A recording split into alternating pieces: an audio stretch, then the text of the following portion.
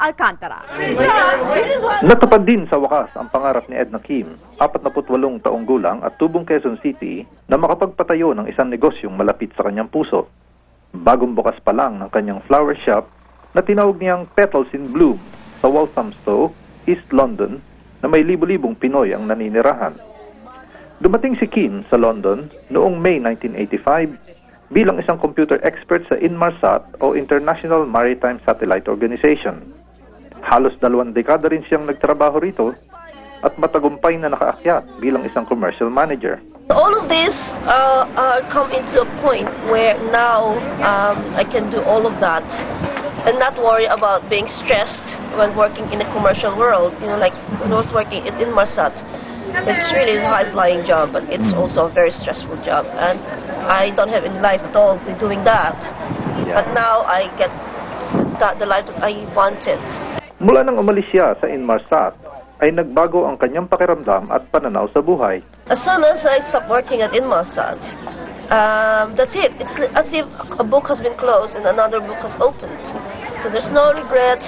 Basically, everything is just a plus sign for me. Tuwang-tuwa naman ang mga kasamahan ni Kim sa Filipino Women's Association sa bago niyang career. Very beautiful move. I'm so proud of her. It's a very well done for her, actually. Meron din akong business dun sa Philippines, no? So, comparing that, saka ito, pareho yung... Your combined business o sa'yo lang? School yun sa ito. Kasi kahit malaki pala yung school, tsaka maliit naman kung one, pareho yung hassle. Pareho na hassle, okay. Ng setting up is the same. But I know she will be very successful dito. Bagamat ang Petals in Bloom ay isang flower shop, plano ni Kim na gamitan din ito para i-promote ang mga produktong gawa sa Pilipinas at ipakita sa British community ang creativity ng mga Pinoy. Tunay na kahanga-hanga ang ating mga kababaihang kababayan na nagnenegosyo dito sa Inglaterra. Si Edna Kim ay tunay na isang huwaran ng ating mga kababayan. Para sa Balitang Europe, Jean Alcantara, London.